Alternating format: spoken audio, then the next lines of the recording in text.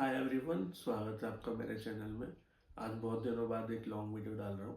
तो आज का जो टॉपिक है मेरी वीडियो का वो ये है कि बहुत बार मैंने मेरी शॉर्ट वीडियोस में बताया कि स्कैम चल रहे हैं। तो आज उसके लिए आपको एक छोटी सी स्टोरी देके समझाऊंगा कि स्कैम से कैसे बचा जाए।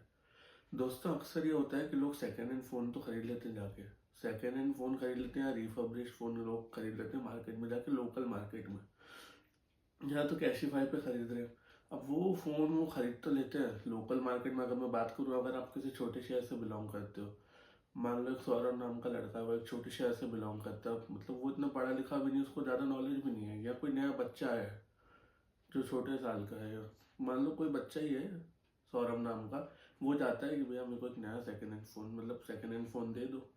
अब वो क्या करता है कि वो चेक ही नहीं करता है कि उस ईएमआई नंबर पे, मतलब आईएमईआई नंबर जो है उसका आईएमईआई नंबर सेम है जो डब्बे पे लिखा है और जो फ़ोन के अंदर डालने से आता है।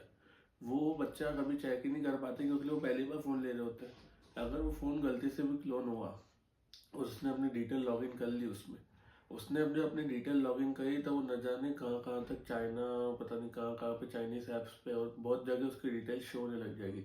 ऐसे ही तो डेटा सेल होता है। डेटा और कैसे सेल होता है, आपकी एक गलती और डेटा दूसरों के पास आ ही जाता है। आजकल न जाने कौन कौन से ऐप आ गए जो परमिशन मांग लेते हैं, लोग उसको अलाउ कर देते हैं, उसके बाद उनकी जो डिटेल होती है पर्सनल वो चली जाती है। इससे उनके बैंक अकाउंट और मतलब स्कैम हो ही रहा है, फिर खत्म हो जाते हैं उनके पैसे ही। तो इन चीज़ों से आपको बच के रहना चाहिए। और मैं मतलब आपको यही बताना चाहता हूँ कि अगर आप कोई भी फ़ोन लें तो उसका आईएमईआई नंबर पहले चेक करें।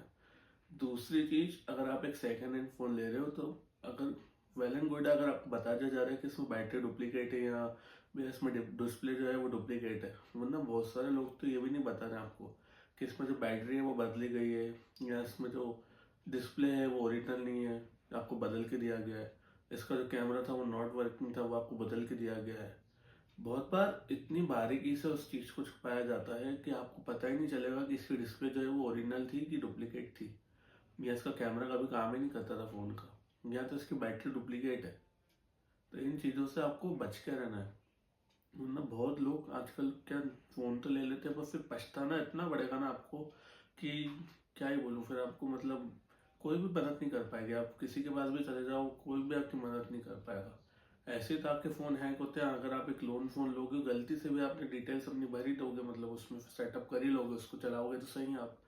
आप जैसे उसको चलाओगे तो शायद आपके ऊपर निगरानी रखी जा रही हो, मतलब आपकी स्क्रीन कहीं और शेयर हो रही हो, ऐसे भी परमिशन ऑलरेडी अलाउड होती है उसमें। तो आपको इस चीज़ से बच के रहना है। आप गलती से भी इतनी मतलब बड़ी गलतियां अगर आप कर लोगे तो फिर हैक तो आपके फ़ोन होने ही है, कुछ भी कर लो आप। आपके जो प्राइवेट फ़ोटोज़ हैं, या तो फिर आपकी जो बैंक की डिटेल्स है वो चली जाएगी दूसरे तक। एक बार वो गई तो फिर वो गई उनके पास। बहुत बार आजकल ऐसा भी हो रहा है कि बैंक की डिटेल तो चली गई है, उसमें स्कैम फंड आ जाता है। स्कैम फंड ऐसे आ जाता है कि आपको पता नहीं चलता, आपके पास पैसे प्राप्त हो जाते हैं। आपके पास पैसे तो प्राप्त हो गए पर वो कहाँ से है आपको तो नहीं पता ना। उस चक्कर में, एक एंट्री के चक्कर में आपका पूरा अकाउंट फ्रीज हो जाएगा, आपकी सेविंग्स फ्रीज हो जाएगी। फिर आप साइबर सेल में जाओ और उनको जवाब देते रहो कि यार मैंने तो मंगाया नहीं था अमाउंट, ना मुझे नहीं बताया कहाँ से है।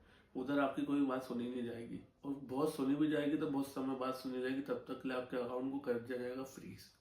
तो ऐसी बहुत सारी चीज़ें हैं, इन चीज़ों से बच के रहिए आप।